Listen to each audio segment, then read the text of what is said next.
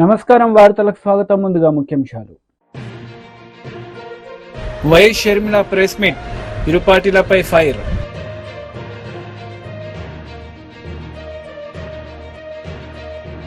మంత్రి Komatireddy Venkatareddy press meet, పలు అంశాలపై వివరణ. వైఎస్ షర్మిలారెడ్డి ప్రెస్ మీట్ నిర్వహించారు. ఈ సందర్భంగా పలు అంశాలపై ఆమె మాట్లాడారు. కేవలం నెల రోజుల ముందు సర్వే చేస్తే Congress party vote share between 6 to 7% ఉంది. దాన్ని మేము కష్టపడి పనిచేస్తే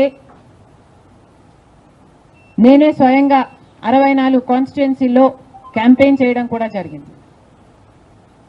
వీటన్నిటితో కనీసం 8% దాటుతుంది అని కాంగ్రెస్ పార్టీ ధీమాగా ఉంటే అది కూడా జరగలేదు. కారణం ఏమిటి అంటే ప్రజలు చాలా డిసిసివ్గా వాళ్ళ ఓటు వేస్ట్ కాకూడదు, ప్రభుత్వం ఎలాగైనా మారాలి, మేము మార్చాలి అన్న డిసిషన్ తీసుకున్నారు. కాబట్టే ప్రజలు కాంగ్రెస్ పార్టీకి కూడా ఓటు వేయడానికి ఆలోచన చేయడం జరిగింది. ఏది ఏమైనా కాంగ్రెస్ పార్టీ ప్రజల గుండెల్లో స్థానం సంపాదించుకోవడం మొదలుపెట్టింది. ఇది ఇలాగే అంచెలంచెలుగా పెరుగుతూ పోతుంది. రాహుల్ గాంధీ గారి నాయకత్వంలో మేమందరం కూడా కష్టపడి పనిచేయడానికి సిద్ధంగా ఉన్నాం. అటు కేంద్రంలోనైనా ఇటు రాష్ట్రంలోనైనా కాంగ్రెస్ పార్టీకి మంచి భవిష్యత్తు ఉంటుందని 2029 కల్లా మేము ఒక మంచి పొజిషన్లోకి రాగలమని నమ్మకం మా అందరికీ ఉంది. ఈరోజు చంద్రబాబు గారు ముఖ్యమంత్రి, ప్రజల తీర్పును గౌరవిస్తూ ఆయనకు మరొకసారి శుభాకాంక్షలు తెలియజేస్తుంది కాంగ్రెస్ పార్టీ. అలాగే చంద్రబాబు గారికి మరొకసారి గుర్తు చేస్తుంది కాంగ్రెస్ పార్టీ మన రాష్ట్రానికి రావాల్సిన ప్రత్యేక హోదా. ప్రత్యేక హోదా అన్నది ఆంధ్ర రాష్ట్ర ప్రజల ఊపిరి. 10 సంవత్సరాలుగా మోడీ గారు, బీజేపీ పార్టీ ప్రత్యేక హోదా విషయంలో ఆంధ్ర రాష్ట్రాన్ని, ఆంధ్ర ప్రజలను మోసమే చేశారు. 10 సంవత్సరాల క్రితము ఎలక్షన్లకు ముందు మోడీ గారు వచ్చినప్పుడు 10 సంవత్సరాల ప్రత్యేక హోదా ఇస్తాము అని తిరుపతిలో మాట ఇవ్వడం జరిగింది మోడీ గారు. అప్పుడు చంద్రబాబు గారు చెప్పిన మాట 10 సంవత్సరాలు సరిపోదు, 15 సంవత్సరాలు కావాలి అన్నారు అదే సభలో. కానీ 10 సంవత్సరాలు గడిచిపోయినా కూడా ఈ రోజు వరకు కూడా బీజేపీ పార్టీ ఆ మాటను నిలబెట్టుకోలేదు. కానీ ఇప్పుడు చంద్రబాబు గారు మద్దతు ఇస్తున్నారు కాబట్టే బీజేపీ పార్టీ అధికారంలో నిలబడింది. ఈ విషయం మోడీ గారు గుర్తుపెట్టుకోవాలి. ఎందుకంటే ఈరోజు ఆంధ్ర రాష్ట్ర ప్రజల ఎన్నుకున్న ఎంపీలు కనుక బీజేపీ పార్టీకి చంద్రబాబు గారు మద్దతు ఇవ్వకపోయి ఉంటే అసలు బీజేపీ పార్టీ అధికారంలో ఉండే ప్రసక్తే లేదు. ఈరోజు బీజేపీ పార్టీ అధికారంలో ఉంది అంటే దానికి కారణం ఆంధ్ర రాష్ట్ర ప్రజలు అని మోడీ ఇప్పటికైనా గమనించాలి. చంద్రబాబు గారికి మరొకసారి గుర్తు చేస్తున్నాం. చంద్రబాబు గారు బీజేపీ పార్టీతో ఎలక్షన్లకు ముందు పొత్తు పెట్టుకుంటున్నప్పుడే కాంగ్రెస్ పార్టీ పదే చెప్పడం జరిగింది, ఒక్క మాటైనా తీసుకోకుండా, కండిషనల్ సపోర్ట్ అయినా మీరు ఎక్స్టెండ్ చేయకుండా, మీరు బేషరతుగా స్పెషల్ స్టేటస్ అన్న కండిషన్ పెట్టకుండానే మీరు బీజేపీ పార్టీకి ఎందుకు అలయన్స్ పెట్టుకున్నారు చంద్రబాబు గారు అని అప్పుడు ప్రశ్నించడం జరిగింది. ఇప్పుడు మళ్ళీ బీజేపీ పార్టీ చంద్రబాబు గారిని డిమాండ్ చేస్తుంది. ఇప్పుడు మళ్ళీ కాంగ్రెస్ పార్టీ చంద్రబాబు గారిని డిమాండ్ చేస్తుంది. బికాస్ మీరిచ్చిన ఎంపీల వల్ల ఆంధ్ర రాష్ట్ర ప్రజలు ఎన్నికైన ఎంపీలను మీరు బీజేపీ పార్టీకి ఇచ్చారు కాబట్టే ఈరోజు బీజేపీ పార్టీ అధికారంలో ఉంది. కాబట్టి చంద్రబాబు గారు ఈ విషయాన్ని గుర్తుపెట్టుకొని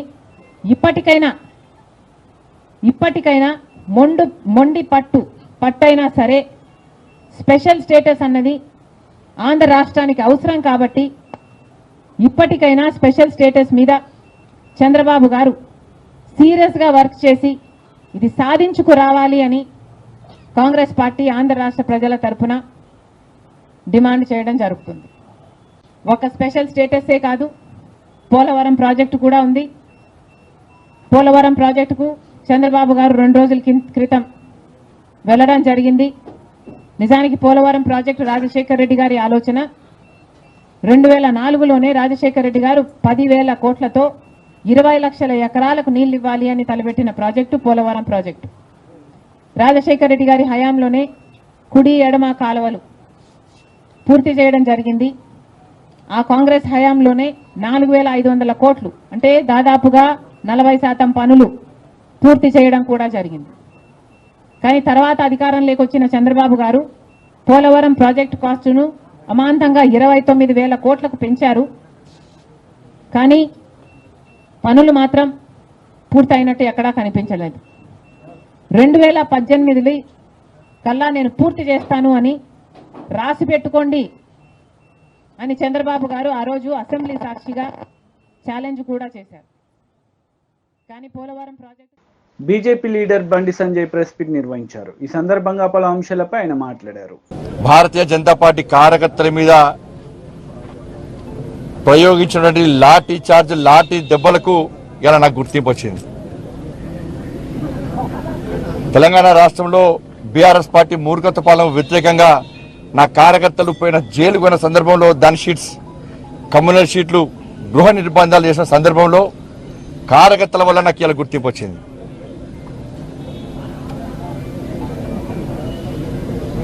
వాళ్ళ అనేక మంది నాయకులు, కార్యకర్తలు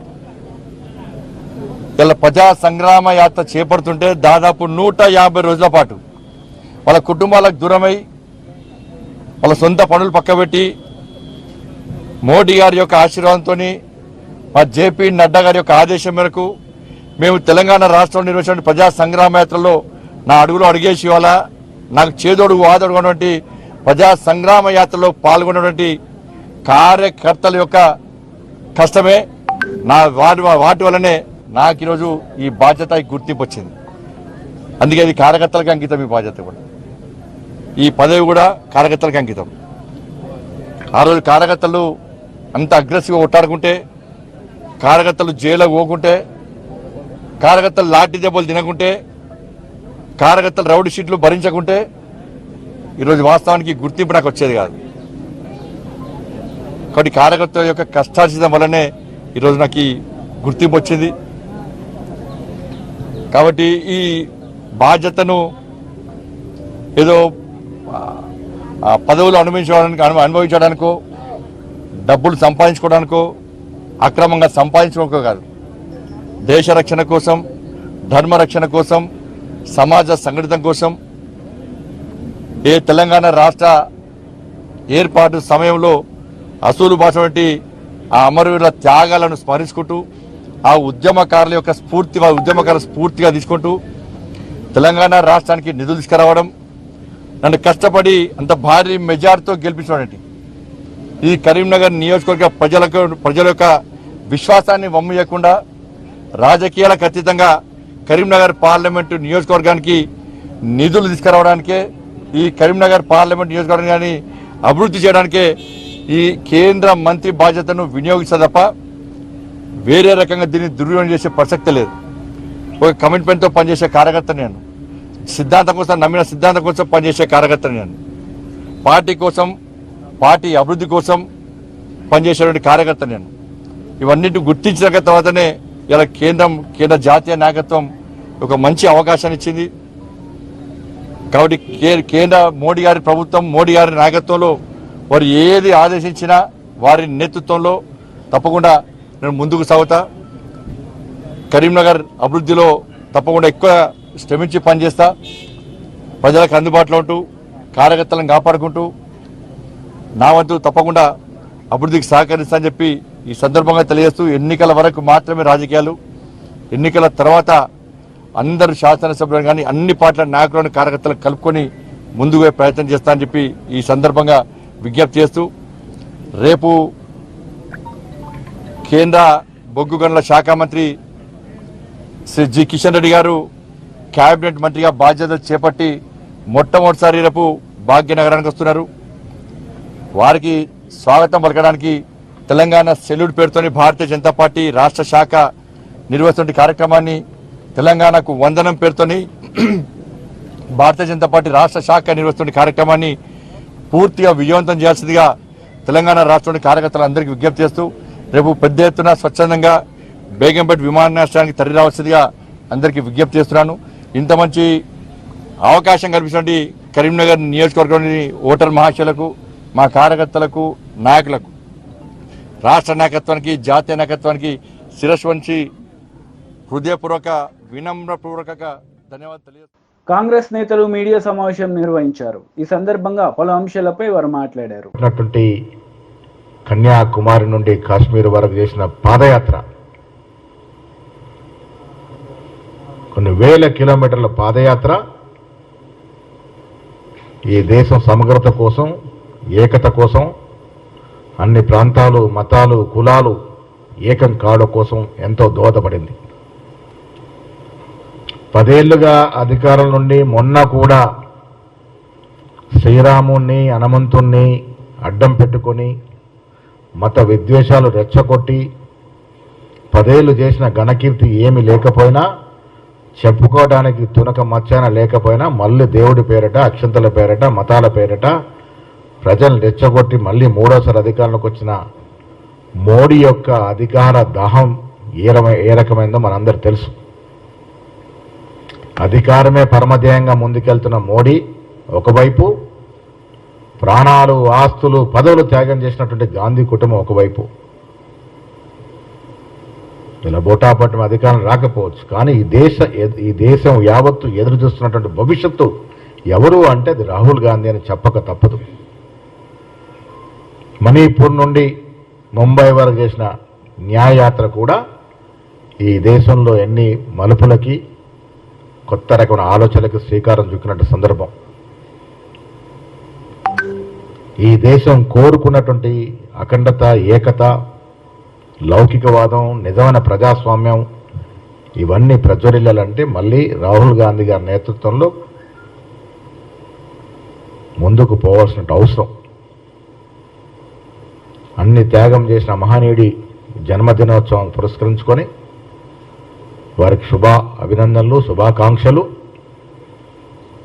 భగవంతుడు వారికి ఆయురారోగ్యాలు ఇచ్చి ఈ దేశం నడపడానికి అవసరమైనటువంటి సకల దీవెనలు వారికి ఇవ్వాలని, వారి నేతృత్వం ఈ దేశం భవిష్యత్తు పోసుకోవాలని మంత్రి కోమటిరెడ్డి వెంకటరెడ్డి ప్రెస్ మీట్ నిర్వహించారు. ఈ సందర్భంగా పలు అంశాలపై ఆయన మాట్లాడారు. ఇలా డిఫరెంట్ కంపెనీస్ కి ఇప్పుడు వస్తున్న ఆర్టిఫిషియల్ ఇంటెలిజెన్స్ వాళ్ళ కంపెనీస్ కు అక్కడ ల్యాండ్స్ అలాట్ చేయడం, చుట్టూ హైదరాబాద్ ఇన్వెస్ట్మెంట్ హబ్గా చేయాలని చెప్పి దాన్ని పూర్తి చేయాలని, దాంతోపాటు మిగిలిన సమస్యలు, ట్రాఫిక్ సమస్యలు, హైవేలో రోడ్ సేఫ్టీ మీద సైన్ బోర్డ్స్ ఏర్పాటు చేయడం. హైదరాబాద్ విజయవాడ జాతీయ రహదారి చూస్తే భయం అవుతుంటది. హై స్పీడ్ పోయే లేన్లో లారీలు ఓవర్లోడ్ ట్రక్స్ పోతుంటాయి, లెఫ్ట్కి వెళ్ళి కారు పోతుంటుంది. Actual high speed left first లేన్లో ఉండాలి, అంటే చిన్నది. సడన్గా లారీ రోడ్ లెఫ్ట్కి వస్తుంది, ఆ టైంకు కార్ రోడ్ లెఫ్ట్కి వచ్చి లారీ కింద పోతుంది. ఈవెన్ అలాంటి యాక్సిడెంట్ రోజు చూస్తుంటాం మేము. ఆ సైన్ బోర్డ్స్ ఏర్పాటు చేయడం, మన దగ్గర ఉన్న సిఎస్ఆర్ ఫండ్స్ కానీ కొన్ని కంపెనీల ద్వారా, లేకపోతే రోడ్ సేఫ్టీ ఫండ్స్ ఉంటాయి. దానికి ముందు హైదరాబాద్ విజయవాడ రోడ్తో పాటు హైదరాబాద్ బెంగళూరు, హైదరాబాద్ నాగ్పూర్ హైవే ఈ రోడ్ చేసుకుంటూ స్టేట్ రోడ్స్ని ఎన్ని కన్వర్ట్ చేసుకోవాలి, ఎక్కువ కేంద్రంకి వెళ్ళి ఏ విధంగా దాన్ని హైవేస్ మార్చుకోవాలి. రాష్ట్రంలో ఉన్న ఇప్పటికే చిన్న కాంట్రాక్ట్ సంబంధించి కొన్ని డ్యూస్ ఉన్నాయి, అవన్నీ కూడా క్లియర్ చేసి ఈ వర్షాకాలం రాకముందే రోడ్స్ అన్ని కూడా మెయింటైన్ చేయాలని, మొత్తం కూడా వచ్చే సంవత్సరం నాటికి జాతీయ రహదారులు దాదాపు 4983 కిలోమీటర్లు ఉన్నది. మనకు ఇంకొక విషయం ముఖ్యమైనది, మన హైదరాబాద్ విజయవాడ రోడ్ అనగానే గడ్కరీ గారు ఒకటే అంటారు, ఆ రోడ్ పేరు చెప్పిన the road name is death road అంటారు ఆయన. జిఎంఆర్ వాళ్ళు 6 లేన్ 2022లో చేసేది ఉండే, కావాలని తప్పుడు సాకులు పెట్టి కోర్టుకు పోయి కట్టే టోల్ ట్యాక్స్ కట్టకుండా ఎస్క్రూ అకౌంట్లో పెట్టి 2 రాష్ట్రాలు ఏర్పడ్డాయి. ట్రాఫిక్ తగ్గిందని 2 రాష్ట్రాలు ఏర్పాటు పెడితే ట్రాఫిక్ పెరుగుతుంది. ఆఖరి గడ్కరీ గారు నేను పార్లమెంట్లో 6 సార్లు రేజ్ చేసిన. సరే ఇది 22లో చేయకపోగా ల్యాండ్ ఎక్విజిషన్ చేసి ఉన్నది, 2 సైడ్స్ లైన్స్ కూడా ఎలక్ట్రిసిటీ లైన్స్ కూడా షిఫ్ట్ చేసినాం. జస్ట్ ఆయన 22లో యాజ్ పర్ అగ్రిమెంట్ చేయాలి, 25 వరకు ఆయనకు ఉంటుంది టోల్ రోడ్. ఆయన ఏమంటే నాకు నష్టం వచ్చింది, నాకు ఇంకో 10 ఏళ్ళు అదనంగా ఇస్తారంటే చేస్తా, లేకపోతే చేయంటాడు.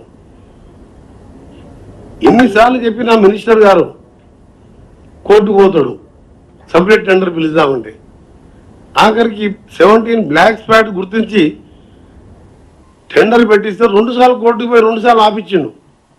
మొన్న 3rd టైం ఇప్పుడే కాంట్రాక్టర్ కూడా వచ్చిండు, దాన్ని రివ్యూ చేసినాం. రేపు 23rd రోజు క్యాంపులు వేసుకుంటూ చౌటుపల్ల ఫ్లైఓవర్, చిట్యాపల ఫ్లైఓవర్, పెద్ద కాపర్తి, అట్లా 17 రాజవరం అటు నుంచి జగ్గయ్యపేట క్రాస్ రోడ్ అక్కడి వరకు కోదాడల సిమెంట్ ఇండస్ట్రీ పోయి రోడ్ దగ్గర అండర్ పాస్ చేయక యాక్సిడెంట్ ఎక్కువ. 17 స్పాట్స్కు 375 కోట్లతో టెండర్ అయిపోయింది, పనులు మొదలైనాయి. ఒక చౌటుప్పల్ చిట్యాలు పెద్ద ఫ్లైఓవర్ ఉంది కాబట్టి 23rd రోజు నేను నార్మల్గా కొబ్బరిగా పూజ కొట్టి పూజ స్టార్ట్ చేసి వర్క్ స్టార్ట్ చేస్తున్నాం.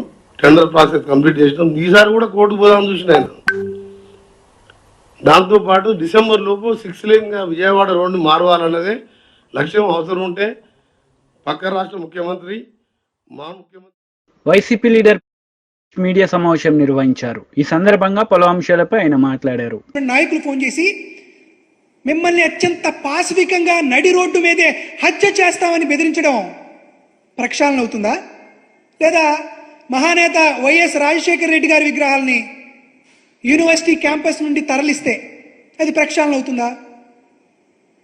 తెలుగుదేశం పార్టీ వారిని ఒకటి అడుగుతున్నాను, రాజశేఖర రెడ్డి గారి విగ్రహాలను తొలగిస్తే అది ప్రక్షాళన కిందకు వస్తే, మరి పద్మావతి యూనివర్సిటీలో ఎన్టీ రామారావు గారి విగ్రహం ఉంది కదా, జేఎన్టీయూ అనంతపురంలో ఎన్టీ రామారావు గారి విగ్రహం ఉంది కదా, కుప్పంలో అనేటువంటి ద్రవిడ యూనివర్సిటీలో ఎన్టీ రామారావు గారి విగ్రహం ఉంది కదా, మరి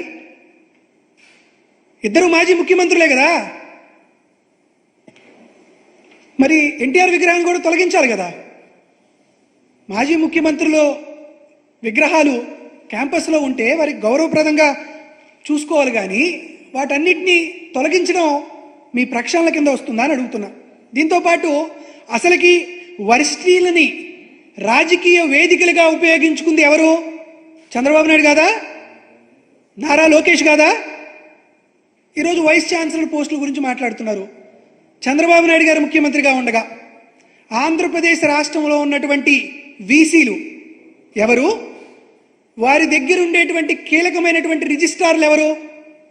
ఒకసారి మీరు గమనించండి. ఆంధ్ర యూనివర్సిటీలో నాగేశ్వరరావు అనేటువంటి ఒక బీసీ సామాజిక వర్గానికి చెందిన వారిని చంద్రబాబు నాయుడు వీసీగా ప్రమోట్ చేశారు. మరి అక్కడ ఉన్నటువంటి రిజిస్ట్రార్ ఏ సామాజిక వర్గం? మీ వారు కాదా? తెలుగుదేశం పార్టీకి అంటగారిగిన వారు కాదా? అదేవిధంగా జేఎన్టీయూ కాకినాడలో రామలింగరాజుని వీసీగా అపాయింట్ చేశారు. కానీ అప్పుడు అధికారం చలాయించింది ఎవరు? ఏపీపీఎస్సీ చైర్మన్గా ఉన్నటువంటి ఉదయ భాస్కర్ కాదా? ఆయన సామాజిక వర్గం ఏంటి? ఆయన ఎవరికి అంటగాగారు? అదేవిధంగా కౌన్సిల్ మెంబర్లుగా ఎన్ఆర్ఐ కళాశాలకు చెందినటువంటి వెంకట్రావు గారిని ఎగ్జిక్యూటివ్ కౌన్సిల్ మెంబర్గా పెడితే జేఎన్టీయూ కాకినాడలో అధికారాన్ని అంతా అనుభవించింది మీ సామాజిక వర్గానికి సంబంధించినటువంటి వ్యక్తులు కాదా? ఒకసారి ఎస్పీ యూనివర్సిటీకి వెళ్దాం. ఎస్పీ యూనివర్సిటీలో చంద్రబాబు నాయుడు గారు ముఖ్యమంత్రిగా ఉండగా దామోదర్ అనే అతను వీసీగా ఉంటే ప్రొఫెసర్ గారు దేవరాజులు అనురాధ అనేటువంటి ఇద్దరిని రిజిస్ట్రార్లుగా చేసి వారి చేత చక్రం తిప్పించి దామోదర్ గారిని పని చేయకుండా చేయించింది చంద్రబాబు నాయుడు గారు కదా, ఆ రిజిస్ట్రార్ల యొక్క సామాజిక వర్గం ఏంటి? జేఎన్టీ అనంతపురం చూద్దాం. పేరుకు మాత్రం ఒక ముస్లింని వైస్ ఛాన్సలర్గా పదవి ఇచ్చారు, కానీ అక్కడ కృష్ణయ్య అని ఒక బలమైనటువంటి మీ సామాజిక బీఆర్ఎస్ లీడర్ మీడియా సమావేశం నిర్వహించారు. ఈ సందర్భంగా పలు అంశాలపై ఆయన మాట్లాడారు. జనవరి ఫిబ్రవరిలోనే వాళ్ళు ఒక కాఫర్ డ్యామ్ లాంటిది కట్టేసి ఆ 7వ బ్లాక్లో కుంగిపోయినటువంటి పిల్లర్లను రిపేర్ చేసి వాళ్ళు వాడుకలోకి తీసుకొచ్చేటటువంటి నీళ్లు నింపి కన్నపల్లి పంప్ హౌస్ నుంచి ఎత్తిపోసే పరిస్థితులు ఉండే. అయినప్పటికీ కూడా వాళ్ళు దాన్ని పక్కన పెట్టి ఉద్దేశపూర్వకంగా మమ్మల్ని బదనాం చేయడం ఒకటి. రెండవది, ఈ పందికొక్కులాగా ఇసుకను మెక్కి కోట్లాది రూపాయలు కాంగ్రెస్ నాయకులు ముఖ్యమంత్రి నుంచి మొదలుకొని అక్కడ కింది స్థాయి నాయకుల వరకు ఈ డబ్బులు దొబ్బాలనేటటువంటి ఆలోచనతో కనీస పర్యావరణ అనుమతులు లేకుండా ఇష్టం వచ్చినట్టుగా ఇవాళ సూరారం నుంచి కుంట్లం వరకు 92 లక్షల పైచల క్యూబిక్ మీటర్ల ఇసుక తవ్వకాలకు వీళ్ళు తెరలేపినారు. సో దీన్ని బట్టి కాంగ్రెస్ పార్టీ యొక్క ద్వంద్వ వైఖరి, వాళ్ళ నీతి అర్థమవుతూ ఉంది. అంతేకాకుండా ఇక రెండవ అంశం, ఇక్కడ నేను ఇంకో విషయాన్ని కూడా కోరుతా ఉన్నా. దీన్ని డెఫినెట్గా కాంగ్రెస్ ప్రభుత్వం పునఃసమీక్షించాలి. లేకపోయినట్టయితే డెఫినెట్గా ఎన్జీటీని కూడా ఆశ్రయించడానికి మేము వెనుకకపోం. అదేవిధంగా అక్కడ తవ్వుతున్నటువంటి ఇప్పటికే అడ్డగోలుగా చెన్నూరు నియోజకవర్గంలో కానీ, మంత్రి నియోజకవర్గంలో కానీ, పెద్దపల్లి నియోజకవర్గంలో కానీ, తర్వాత రామగుండం నియోజకవర్గంలో కానీ ఇప్పటికే అడ్డగోలుగా ఒకవైపు ఫ్లై యాష్ లారీలు నడుస్తున్నాయి, ఒకవైపు ఇసుక లారీలు నడుస్తున్నాయి, ఒకవైపు మట్టి లారీలు నడుస్తున్నాయి. దానివల్ల అక్కడ రోడ్లన్నీ నాశనం అవుతున్నాయి. ఆ ప్రాంతం అంతా కలుషితమైపోతుంది. అనేక రకాలైనటువంటి యాక్సిడెంట్లు జరిగి చాలామంది చనిపోతున్నారు. కాబట్టి ప్రభుత్వం ఇప్పటికైనా బుద్ధి తెచ్చుకొని తన పద్ధతులను మార్చుకొని ఇటువంటి నిర్ణయాలను పునఃసమీక్షించుకోవాలని నేను కోరుతా ఉన్నాను. లేకపోయినట్టయితే డెఫినెట్గా చట్టపరంగా మేము కూడా న్యాయవ్యవస్థ మీద మాకు నమ్మకం ఉంది. డెఫినెట్గా న్యాయస్థానాలను కూడా ఆశ్రయించడానికి మేము వెనుకకు పోమని చెప్పి సందర్భంగా నేను తెలియజేస్తూ ఉన్నాను. మా ప్రాంతంలో ముఖ్యంగా పెద్దపల్లి జిల్లా కానీ, భూపాలపల్లి జిల్లా కానీ, మంచిర్యాల జిల్లా కానీ ఒకవైపు ఫ్లై యాష్ దందా, ఇంకోవైపు మట్టి దందా, ఇంకోవైపు ఇసుక దందా, దీంట్లో మొత్తం కాంగ్రెస్ పార్టీ కూరుకుపోయింది. దీనికి పూర్తి స్థాయిలో ఆశీర్వాదం హైదరాబాద్ నుండి రేవంత్ రెడ్డి ముఖ్యమంత్రిగా ఆ ప్రాంత నాయకులకు ఆశీర్వాదం ఇచ్చి ఈ రకమైనటువంటి దందాల్ని ప్రోత్సహిస్తూ ఉన్నాడు. ఒకవైపేమో మేడిగడ్డ బ్యారేజ్ను కట్టడానికేమో ఆ కుంగిపోయినటువంటి ఆ బ్లాకులు నిర్మించడానికి ఆ సంస్థను ఎవరైతే ఆ ప్రాజెక్ట్ కట్టిరో వాళ్ళతో సమీక్షలు చేసి మాట్లాడి ఆ సంస్థను ప్రోత్సహించి తొందరగా అక్కడ పనులు చేపించే విషయంలో ముఖ్యమంత్రి గారికి శ్రద్ధ లేదు. కానీ కాంగ్రెస్ పార్టీలకు మాత్రం ఇసుక తోడడంలో మాత్రం శ్రద్ధ ఉన్నది. రైతులకు నీళ్ళు ఇచ్చే విషయంలో శ్రద్ధ లేదు. ఇసుక దందా ద్వారా డబ్బులు మెక్కడానికి మాత్రం కాంగ్రెస్ పార్టీ నాయకులకు శ్రద్ధ ఉన్నది. పోయిన యాసంగి సీజన్లోనే 20 లక్షల ఎకరాల్లో తెలంగాణలో పంటలు నిండబెట్టిర్రు. నీళ్ళిచ్చి రైతుల్ని కాపాడేటటువంటి ఆలోచన కాంగ్రెస్ పార్టీ నాయకులకు ఆనాడు యాసంగి సీజన్లో లేదు. ఇసుక మాత్రం. వార్తలు ముగించే ముందు ముఖ్యాంశాలు మరోసారి. వైఎస్ షర్మిల ప్రెస్ మీట్, ఇరు పార్టీలపై ఫైర్.